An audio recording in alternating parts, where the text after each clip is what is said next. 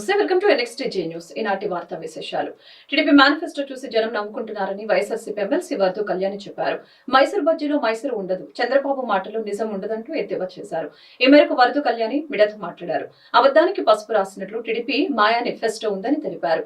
2019లో మేనిఫెస్టోలో ఇచ్చిన అంశాలు ఇవి అని చెప్పేదమ్ము టీడీపీకి లేదని తెలిపారు. ముఖ్యమంత్రి వైఎస్ జగన్మోహన్ రెడ్డి ఆలోచనలు నోబెల్స్ అయితే చంద్రబాబు ఆలోచనలు గోబెల్స్ అని విమర్శించారు.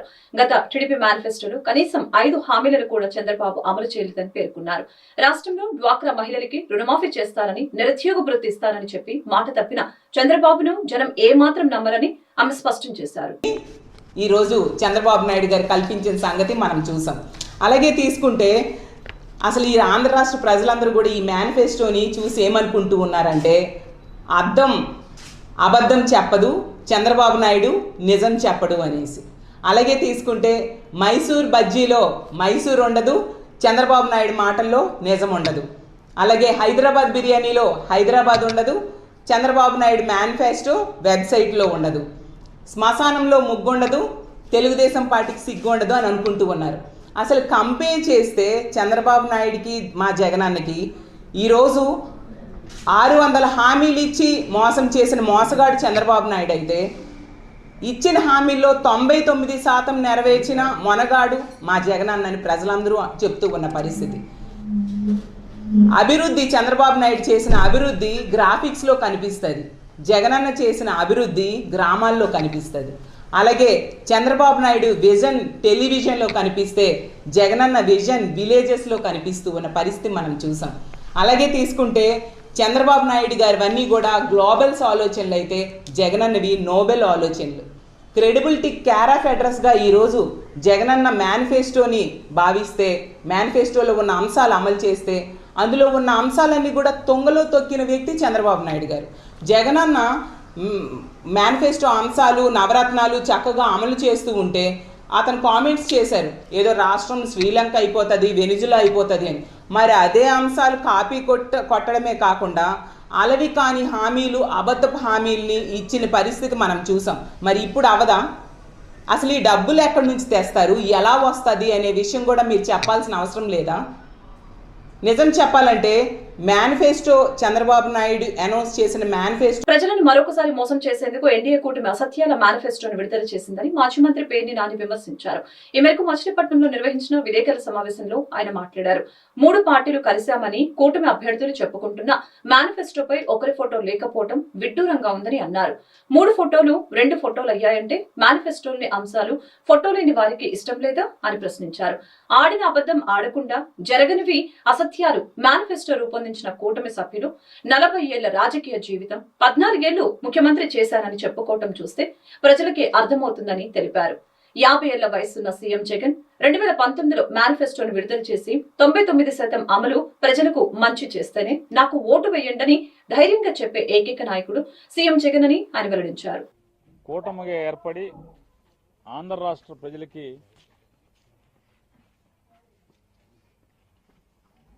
వాళ్ళ జీవితాలను మార్చేటువంటి గొప్ప మేనిఫెస్టో ఇస్తామని చెప్పని ఈ రోజు దాకా గొప్పలు చెప్పుకున్నటువంటి చంద్రబాబు నాయుడు, అలాగే పవన్ కళ్యాణ్, అట్లాగే భారతీయ జనతా పార్టీ ముగ్గురు కలిసి వాళ్ళ మేనిఫెస్టో రిలీజ్ చేస్తాం 12ంటికి అని చెప్పాను.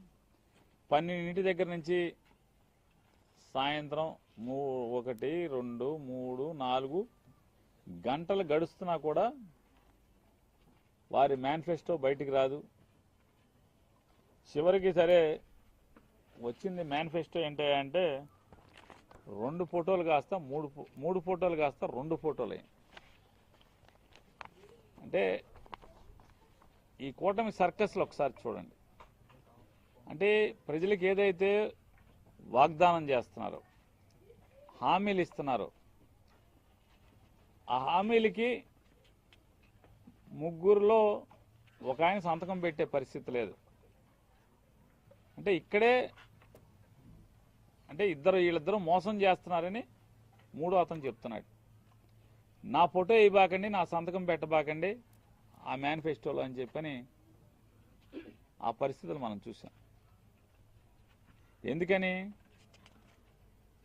ఇవన్నీ కూడా ఈ చెప్పే మాటలన్నీ కూడా చంద్రబాబు నాయుడు పవన్ కళ్యాణ్ ఇద్దరు చెప్పే మాటలు అమలయ్యేవి కాదు. మళ్ళీ జనాలకి టోపీ పెడతాకి 2014లో ఎలా అయితే టోపీ పెట్టారో మళ్ళీ టోపీ పెడతాకే ఇవన్నీ కూడా అరచేతిలో వైకుంఠం కాగితాల మీద చూపించేటువంటి పరిస్థితుల్ని అప్పుడే తెలుగుదేశం పార్టీకి బీసీల వెన్నెముక, వారి రుణం తీర్చుకునే సమయం ఇప్పుడు వచ్చింది. అందుకే బీసీల కోసం ప్రత్యేకంగా డిక్లరేషన్ తీసుకొచ్చాం. 1.50 లక్షల కోట్ల బడ్జెట్ పెడతాం. వారికి అన్ని విధాలుగా తోడుగా ఉంటాం. 50 ఏళ్లకే పింఛన్ ఇస్తామని తెలుగుదేశం పార్టీ అధినేత చంద్రబాబు నాయుడు పేర్కొన్నారు. ఈ మేరకు ఎన్నికల ప్రచారంలో భాగంగా ఉమ్మడి గుంటూరు జిల్లాలో ఆయన పర్యటించారు. ప్రజాగలం సభలో చంద్రబాబు మాట్లాడారు. ఈసారి ఎన్నికల్లో జగన్ ఓటేస్తే మీ ఆస్తి గోవిందా, ఇప్పటి వరకు బెదిరించి మీ ఆస్తులు లాగేసుకున్నారు. ఇక మీదట ఏకంగా మీ ఆస్తులకి సంబంధించిన రికార్డులు తారుమారు చేసేసి మీ ఆస్తుల్ని కొట్టేసేలా ఒక దుర్మార్గమైన ఆలోచనతో భూ హక్కు చట్టాన్ని తీసుకువచ్చారు. మేము అధికారంలోకి రాగానే మొదటి సంతకం డిఎస్సిపై, రెండో సంతకం భూ హక్కు చట్టం రద్దుపై పెడతాను అని చంద్రబాబు స్పష్టం చేశారు. ఈ చట్టాన్ని తెచ్చినందుకు జగన్ క్షమాపణలు చెప్పాలని డిమాండ్ చేశారు. ముఖ్యమంత్రిని చూస్తే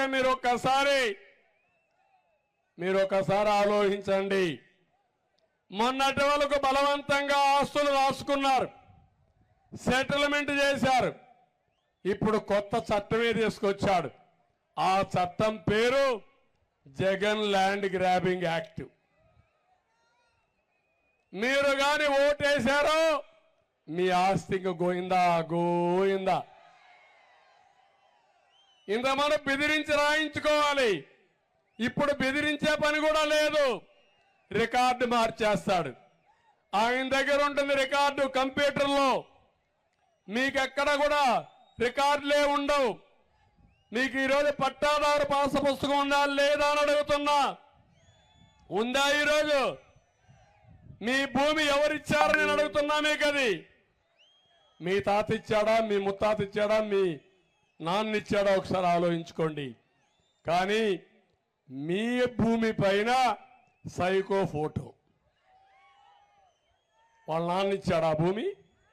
వాళ్ళ తాత ఇచ్చాడా భూమి? మీ భూమి పైన ఈయన పెత్తనం ఏంటని అడుగుతున్నా నేను మిమ్మల్ని అందరినీ. రేపటి నుంచి మీ భూమి మీది కాదు, మనం అందరం బానిసలం. ఆయన ఏం చెప్తే, ఆయన ఎవడికి రాసిస్తే వాడికే భూమి అయిపోతుంది.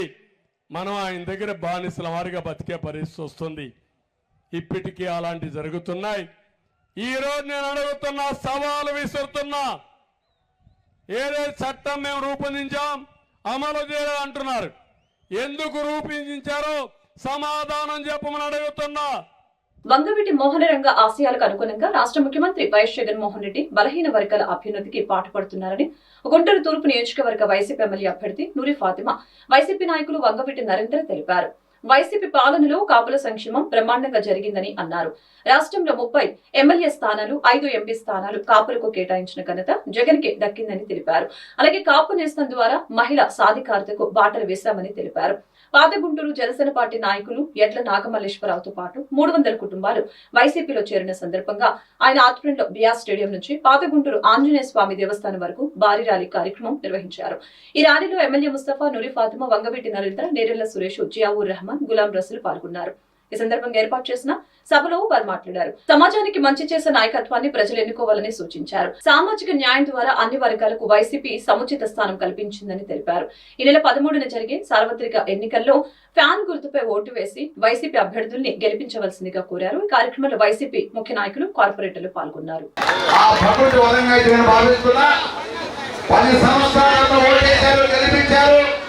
ఈ గుంటూరు నగరంలో ఎలాంటి ఇబ్బంది లేకుండా అందరూ నా వాళ్ళు వాళ్ళ కుటుంబ సభ్యులాగా మరి ఈ రోజు వరకు కూడా జరిగి వచ్చారు.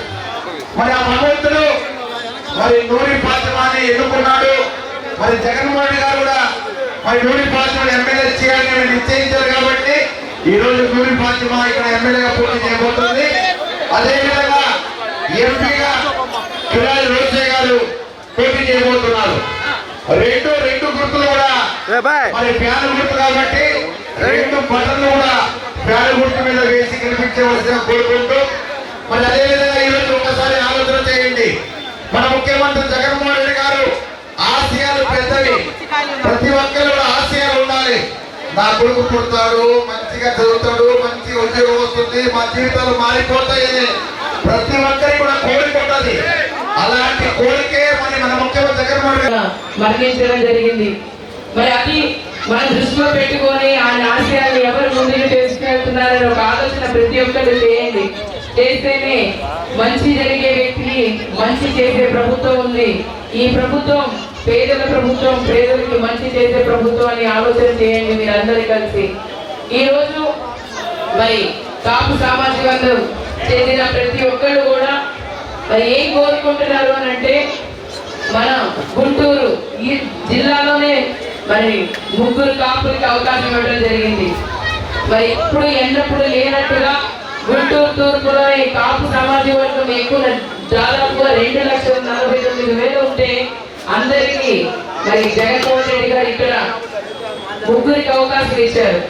ఎవరంటే ఒక ఎంపీ కిలారోసి అన్నకి, అలాగే పొన్నూరు ఎమ్మెల్యే మురళన్నకి, అలాగే గుంటూరు వెస్ట్ రజనక్కకి. మరి అంత ప్రాధాన్యత ఇస్తున్న నాయకుడు జగన్మోహన్ రెడ్డి గారు. మరి రాష్ట్రంలోనే దాదాపుగా 30 మందికి కాపులకు అవకాశం ఇచ్చారు జగన్మోహన్ రెడ్డి గారు. ఈ రోజు మీరు చూసుకుంటే కాపు నేస్తం కూడా మరి గతంలో అయితే 10,000 ఉండేది, ఈసారి మరి దాదాపుగా 1,50,000 వరకు 5 సంవత్సరాల్లో 1,50,000 వరకు జగన్మోహన్ రెడ్డి గారు పెంచడం జరిగింది. మరి ఇవన్నీ ఎవరి కోసం చేస్తున్నారు అంటే మనందరి కోసం.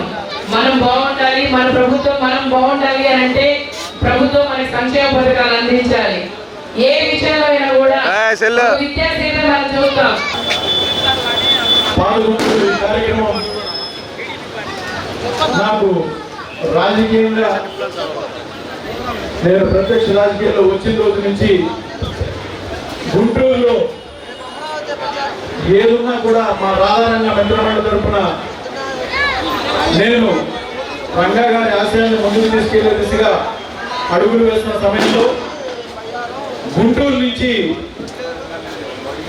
అన్న నాకు చాలా ఇష్టం, ఆయన ఆశయాల గురించి మీరు పోరాటం చేస్తున్న దానిలో నేను కూడా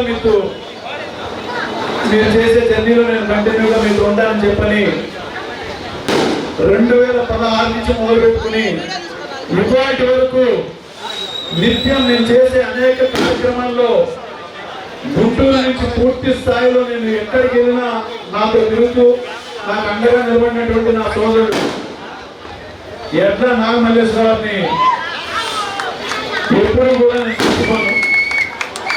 అయితే గత కొంతకాలంగా రాజకీయంగా నేను వేసే అడుగుల్లో ఇద్దరికి కూడా కొంచెం ఆటంకాలు ఎలా ముందుకు వేస్తే బాగుంటుందని చెప్పి ఆయన ఒక పార్టీలో ఉండటం, నేను ఒక పార్టీలో ఉండటం పరిస్థితులను బట్టి మేమిద్దరం మాట్లాడుకుని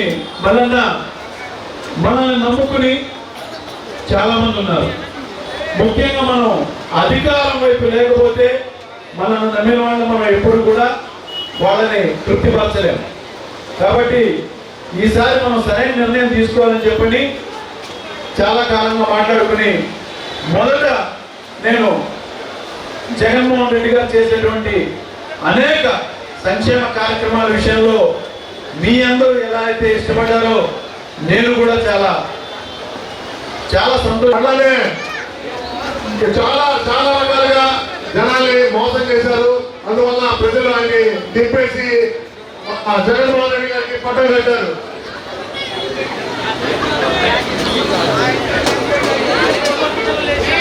అలానే తాత్కాలిక రాజధాని చెప్పారు.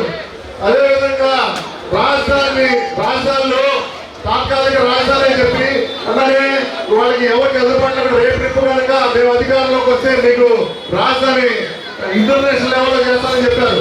కాబట్టి ఆయన తప్పు చేసిందంతా చంద్రబాబు గారి కూటమిలో జనసేనకు తీవ్ర అన్యాయం చేశారు. టీడీపీ నేతలు జనసేన నేతలకు గౌరవ మర్యాద లేకుండా చేశారు. అలానే గ్రౌండ్ లో ఏ టీడీపీ నేత జనసేన నేతలు కలుపుకునే పరిస్థితుల్లో లేదు.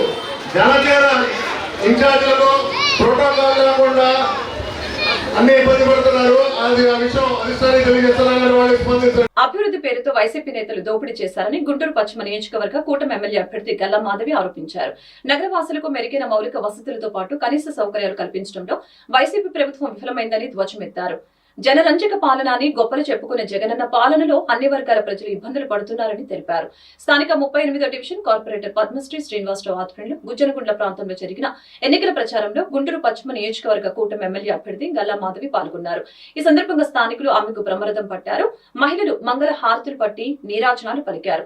ఈ మేరకు మాధవి ఇంటింటికి వెళ్లి కూటమి ఉమ్మడి మేనిఫెస్టో కరపత్రాలను పంచి సైకిల్ గుర్తుపై ఓటు వేయాలని ప్రజలను అభ్యర్థించారు. అనంతరం ఆమె మీడియాతో మాట్లాడారు. నగరవాసులకు కనీస తాగునీరు అందించలేని దుస్థితిలో వైసీపీ ప్రభుత్వం ఉందని తెలిపారు. ఈ కార్యక్రమంలో టీడీపీ, జనసేన, బీజేపీ ముఖ్య నాయకులు పాల్గొన్నారు.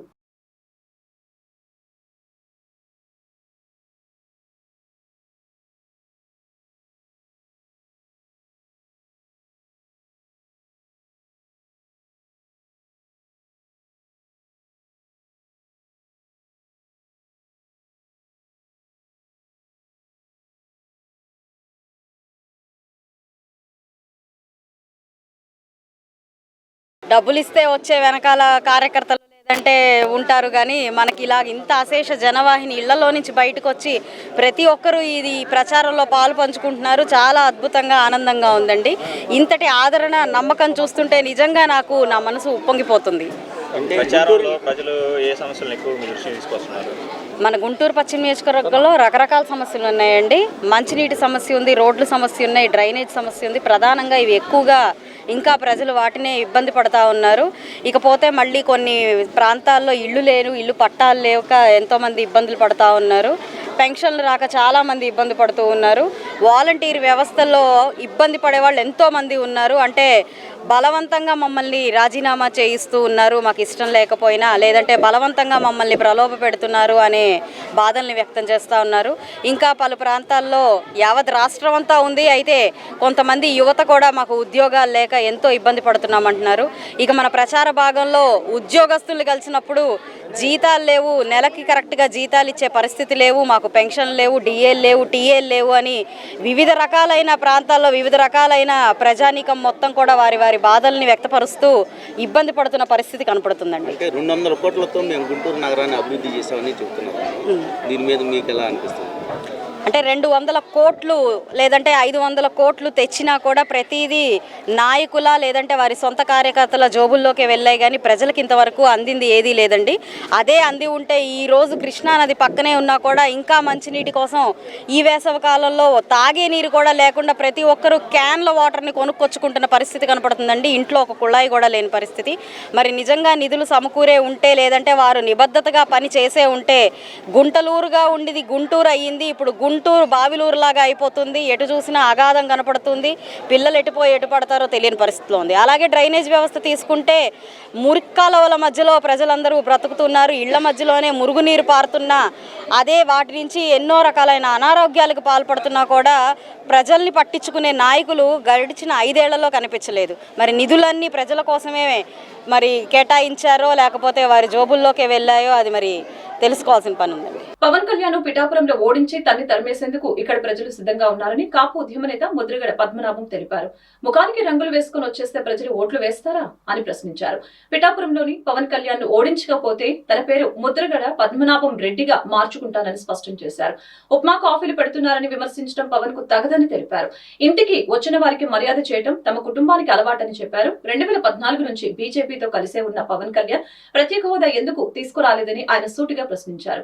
విశాఖ ఉక్కు ఫ్యాక్టరీ ప్రైవేట్ పరం కాకుండా ఎందుకు ఆపలేకపోయారని ముద్రగడ ప్రశ్నించారు. ఏమి చెప్పకుండా గాల్లో వచ్చేస్తారా? రంగు వేసుకుని వచ్చేస్తే అందరూ ఓట్లు వేసేయాలా? పవన్ గారు మిమ్మల్ని ఓడించి పంపడం ఖాయం. ఓడించి పంపకపోతే నా పేరు పద్మనాభం కాదు, పద్మనాభరెడ్డిగా మార్చుకుంటాను. మిమ్మల్ని ఓడించి పంపకపోతే పద్మనాభం కాదు, నా పేరు పద్మనాభరెడ్డిగా మార్చుకుంటాను. ఎరువులువా మేము మీకు ఓటేసేయడానికి? మీకు సేవకులమా? మీ బానిసలమా మేము ఓటేసేయడానికి? మీ అందరూ అమ్ముడు అయిపోయి జాత మీకున్న జబ్బుని మాకు అడ్డుకట్టారా? మా ప్రజలకి పద్ధతులు మార్చుకుని సమస్యలు తెలుసుకుని ఎవరేంటో తెలుసుకుని మాట్లాడడం నేర్చుకోండి. మీ నోటికి ఏదో వస్తే అది మాట్లాడేయకండి. కెలంపుడు వచ్చి నోరిప్పారు, సంతోషం. ఈ ప్రశ్నలన్నింటికి కూడా మీరు అదే పద్ధతిలో ప్రెస్ మీట్ పెట్టి నన్ను ప్రశ్నించండి. ఎన్ని ప్రశ్నలకైనా సమాధానం చెప్తాను. వాటికి మీరు నాకు రిప్లై ఇవ్వాలి. అంతేగాని సభలో మాట్లాడేసి మీ ఇష్టం వచ్చిన మాట్లాడుతుంటే ఇంకా అర్థబద్ధం లేకుండా మాట్లాడడం, వాటికి మేము సమాధానం చెప్పడం కాదు పవన్ గారు, మీరు కూర్చుని ప్రెస్ మీట్ పెట్టి అన్ని రకాల ప్రశ్నలు వేయండి, అన్ని రకాల ప్రశ్నలు సమాధానం చెప్తాను. అంతేగాని నోరు ఉంది కదా, ముఖం రంగు ఉంది కదా, నేను తిడితే పడా కదా అనే మాట చెల్లదు. ఇక్కడ చెల్లదు. తొందరలో మీ పార్టీ కూడా ప్యాకప్ చేసుకోవడానికి రెడీ చేసుకోండి. పెట్టాలి తన్ని తరివేస్తారు మిమ్మల్ని. తన్ని తరవకపోతే ప్రజలు అంతా చెప్పాను మీకు. నా పేరు పద్మనాభరెడ్డిగా మార్చుకుంటాను. పద్మనాభం కాదు, ముద్దరగడ పద్మనాభరెడ్డిగా మార్చుకుంటాను ఇక్కడి నుంచి తరవకపోతే. గుంటూరు పశ్చిమ నియోజకవర్గం నుంచి వైసీపీ ఘన విజయం సాధిస్తుందని ఆ పార్టీ ఎమ్మెల్యే అభ్యర్థి మంత్రి విడతల రజని ధీమా వ్యక్తం చేశారు. రాష్ట్ర ముఖ్యమంత్రి వైఎస్ జగన్మోహన్ రెడ్డి అమలు చేసిన సంక్షేమ కార్యక్రమాలు తిరిగి వైసీపీ పార్టీని గెలిపిస్తాయని తెలిపారు. ఎన్నికల ప్రచారంలో భాగంగా బుధవారం స్థానిక 32 డివిజన్ బ్రాడీపేట ప్రాంతంలో జరిగిన రోడ్ షోలో మంత్రి రజని పాల్గొన్నారు. ఈ సందర్భంగా స్థానికులు ఆమెకు అపూర్వ స్వాగతం పలికారు. ఈ నెల 13వ తేదీన జరిగే సార్వత్రిక ఎన్నికల్లో ఫ్యాన్ గుర్తుపై ఓటు వేసి వైసీపీ అభ్యర్థుల్ని గెలిపించవలసిందిగా ఆమె కోరారు. ఈ కార్యక్రమంలో 32 డివిజన్ కార్పొరేటర్ ఈచంపాటి వెంకటకృష్ణ ఆచారి పాల్గొన్నారు. మనతో మన రజనమ్మ కార్యక్రమంలో భాగంగా బ్రాడీపేట 32వ డివిజన్లో గడప గడపకు కార్యక్రమం అత్యంత వైభవంగా జరిగింది. ఈ కార్యక్రమంలో మేడే శుభాకాంక్షలతో చెప్తూ ప్రజానీకాన్ని ఉత్తేజపరుస్తూ జగన్మోహన్ రెడ్డి గారు ఏ పథకాలైతే గడప గడపకు చేర్చారో ఆ పథకాలను వివరిస్తూ మేము రోడ్ షో చేయటం జరిగింది. ఈ రోడ్ షోలో వేలాది మంది జనాభాతో మేము రోడ్ షో చేస్తుంటే ప్రజలు చాలా బాగా రిసీవ్ చేసుకున్నారు. రేపు వచ్చేటువంటి 13వ తారీఖు సార్వత్రిక ఎన్నికల్లో మీకే మేము ఓట్లు వేసి రజనమ్మను అత్యధిక మెజారిటీతో గెలిపిస్తామని చెప్పి ముక్తకంఠంతో ఓటర్స్ అందరూ ఏకమై చెప్పి ఉన్నారు. ఈ కార్యక్రమానికి అందరూ ఇచ్చేశారు. ఈ కార్యక్రమంలో బూత్ కన్వీనర్ల దగ్గర నుంచి, బూత్ ఏజెంట్ల దగ్గర నుంచి, గృహసారథుల దగ్గర నుంచి, పార్టీ నాయకత్వం దగ్గర నుంచి అందరూ పాల్గొని ఇవాళ జరిగినటువంటి మనతో మన రజనమ్మ కార్యక్రమాన్ని దిగ్విజయంగా జయప్రదం చేయటం జరిగింది. టీడీపీ జనసేన బీజేపీ కూటమి ఉమ్మడి మేనిఫెస్టో బీసీలను మరొకసారి మోసం చేసేలా ఉందని జాతీయ బీసీ సంక్షేమ సంఘం రాష్ట్ర యువజన అధ్యక్షులు గూడూరు నాని ముదిరాజు, బీసీ సంఘాల ఐక్యవేదిక కన్వీనర్ బాబ్జీనంద, బూసి రాజలత ఆరోపించారు. ఇది ముమ్మాటికి బీసీలను దగా చేసే మేనిఫెస్టో అని మండిపడ్డారు. బీసీలను తోక కత్తిరిస్తామన్న చంద్రబాబు అధికారం కోసం గతం మరిచి బీసీలపై కపట ప్రేమ చూపిస్తున్నారని నిప్పులు చెరిగారు. స్థానిక చంద్రమౌళి నగర్ గుంటూరు పశ్చిమ నియోజకవర్గ వైసీపీ కార్యాలయంలో ఏర్పాటు చేసిన మీడియా సమావేశంలో బీసీ సంఘాల నేతలు మాట్లాడారు. చంద్రబాబు ఎన్ని జిమ్మిక్కులు చేసినా బీసీలు టీడీపీకి ఓటు వెయ్యరని చెప్పారు.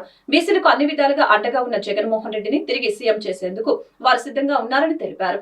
రాష్ట్ర ముఖ్యమంత్రి వైఎస్ జగన్మోహన్ రెడ్డి ఇచ్చిన మాట ప్రకారం బీసీల అభివృద్ధి చేసి చూపించారని అన్నారు. చంద్రబాబు గొప్పగా చెప్పుకుని మేనిఫెస్టోను గెలిచిన తర్వాత చెత్తబుట్టలు వేస్తారని చెప్పారు. జై బీసీ, వన్స్ మోర్ వైసీపీ అని ఈ సందర్భంగా నినదించారు. బీసీలకి చంద్రబాబు నాయుడు గారు రక్షణ చట్టం, బీసీలకి రక్షణ చట్టం అని చెప్పి ఒకటి పొందుపరచడం జరిగింది. అలాగే 50 సంవత్సరాలు దాటిన బీసీలకి పెద్ద మొత్తంలో పెన్షన్ ఇస్తానని చెప్పి చెప్పడం జరుగుతుంది.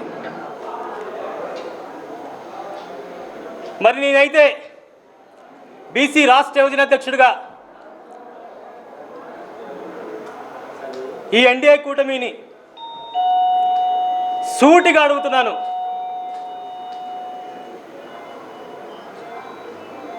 ఇంకెంతకాలం ఈ రాష్ట్రంలో 56% ఉన్న బీసీలు మోసం చేస్తారు మీరు?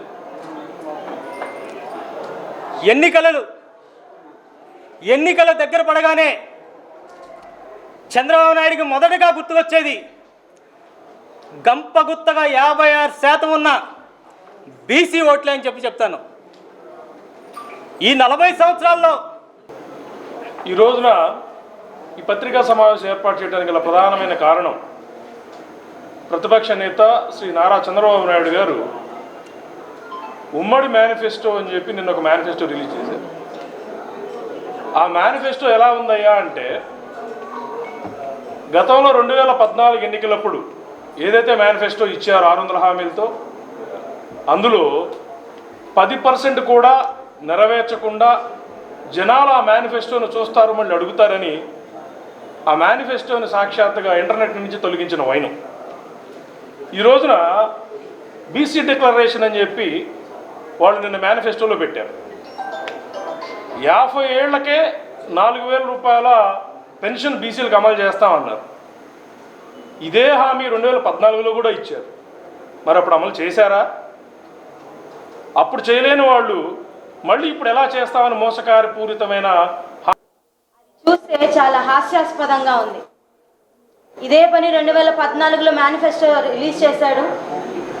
ముఖ్యంగా అందులో బీసీలందరినీ కూడాను బీసీలకి నేనే మంచి చేయగలను, బీసీలకి నేనే మీకు చేస్తాను, నేను తప్ప మీకు ఎవరు దిక్కులేరు అన్నట్టుగా ప్రచారం చేసుకొని మేనిఫెస్టోలో పెట్టుకొని 2014, 2019 కూడాను జనాల్ని మభ్యపెట్టే ప్రయత్నం చేశాడు. 2014లో బీసీలందరూ మేము మోసపోయామేమో, కానీ 2019కి చంద్రబాబు నాయుడు ఏంటి, ఆయన మేనిఫెస్టో ఏంటో తెలుసుకొని 2019లో ఆయన ఎక్కడ కూర్చోబెట్టాలో బీసీలందరం కలిసి 23 స్థానాలకి ఆయన పరిమితం చేసి అక్కడ కూర్చోబెట్టాం. మరి ఈరోజు మళ్ళీ 2024కి కొత్తగా మేనిఫెస్టో తీసుకొని వచ్చారు. ముందు ఒకటే అడుగుతున్నాం, 2019లో మీరు ఇచ్చిన మేనిఫెస్టో ఏమైంది? ఇంటర్నెట్లో పరిధిలో కూడా ఆన్లైన్ పరిధిలో కూడా దొరకకుండా మాయమైపోయిన మేనిఫెస్టో తెలుగుదేశం పార్టీ మేనిఫెస్టో. 2019లో మేనిఫెస్టో కనిపించలేదు. మేనిఫెస్టో ఎలక్షన్స్లో జరుగుతున్నటువంటి స్పీచెస్ అందరూ కూడా మీరు బాగా గమనిస్తూ ఉన్నారు. ముఖ్యంగా నా మీడియా అన్నదమ్ములందరూ కూడా మీరు బాగా గమనిస్తూ ఉన్నారు ఒక మాట. ఆ మాట ఏంటంటే చంద్రబాబు నాయుడు గారు ప్రతి మీటింగ్లో చెప్తా ఉన్నాడు ఒక మాట, భయంతో. ఏమని చెప్తా ఉన్నాడు ఆ మాట? ఈ రాష్ట్ర ముఖ్యమంత్రి ఎవరైతే 151 సీట్లు తెచ్చుకొని 80% ఓట్లతో 151 సీట్లు తెచ్చుకున్నటువంటి ముఖ్యమంత్రిని 25 పార్లమెంట్ స్థానాలకు 22 పార్లమెంట్ స్థానాలు తెచ్చుకున్నటువంటి ఈ రాష్ట్ర ముఖ్యమంత్రిని పట్టుకొని బచ్చా ఏమన్నాడు చంద్రబాబు నాయుడు గారు? జగన్మోహన్ రెడ్డి ముఖ్యమంత్రిని పట్టుకొని బచ్చా అంటున్నావు నువ్వు. జగన్మోహన్ రెడ్డి గారు బచ్చా, కరెక్టే. ఈ రాష్ట్రంలో అధికారంలోకి వచ్చిన తర్వాత మెజారిటీ జిల్లా పరిషత్ స్థానాలు గెలుచుకున్నటువంటి ముఖ్యమంత్రి బచ్చా, మెజారిటీ మేయర్ స్థానాలు గెలుచుకున్నటువంటి వ్యక్తి బచ్చా, మెజారిటీ గ్రామ పంచాయతీలు గెలుచుకున్నటువంటి వ్యక్తి నీకు బచ్చా. ఆయన ఒకటే చెప్తా ఉన్నాడు, నాకు మేనిఫెస్టో బైబుల్ ఖురాన్ భగవద్గీతతో సమానం, నేను ఏ మాట అయితే చెప్తానో ఆ మాటే చెప్తాను, చంద్రబాబు నాయుడు లాగా వేలం పాట మాత్రం వేయను. పెదకూరుపాడు నియోజకవర్గంలో టీడీపీ అభ్యర్థి భాష్యం ప్రవీణ్ ఎన్నికల ప్రచారం విస్తృతంగా సాగుతోంది. ఇందులో భాగంగా క్రోసూరు మండల కేంద్రంలో తాజాగా గుడ్ మార్నింగ్ క్రోసూరు కార్యక్రమం నిర్వహించారు. వీధి వీధిన ప్రచారం చేపట్టి ప్రజలతో మమేకమయ్యారు. ప్రజా సమస్యలను అడిగి తెలుసుకుంటూ పేరు పేరున ప్రతి ఒక్కరికి ఆప్యాయంగా పలకరిస్తూ తన ప్రచారాన్ని కొనసాగించారు. పెదకూరుపాడు నియోజకవర్గ తెలుగుదేశం, జనసేన, బీజేపీ నేతలు కార్యక్రమంలో పాల్గొన్నారు. స్థానిక యువకులు, మహిళలు, పార్టీ అభిమానులు భాష్యం ప్రవీణ్ కి ఘన స్వాగతం పలికారు. రెవెన్యూతో పాటు గత 5 ఏళ్లుగా ఉన్న సమస్యల్ని అడిగి తెలుసుకుంటూ తన ప్రచారాన్ని కొనసాగించారు. టీడీపీ అధికారంలోకి వస్తేనే ఆంధ్రప్రదేశ్ అభివృద్ధి సాధ్యమని భాష్యం ప్రవీణ్ స్పష్టం చేశారు. ఈ వార్తలు ఇంతటితో సమాప్తం. మరొక బులెటిన్లో మళ్ళీ కలుద్దాం. నమస్కారం.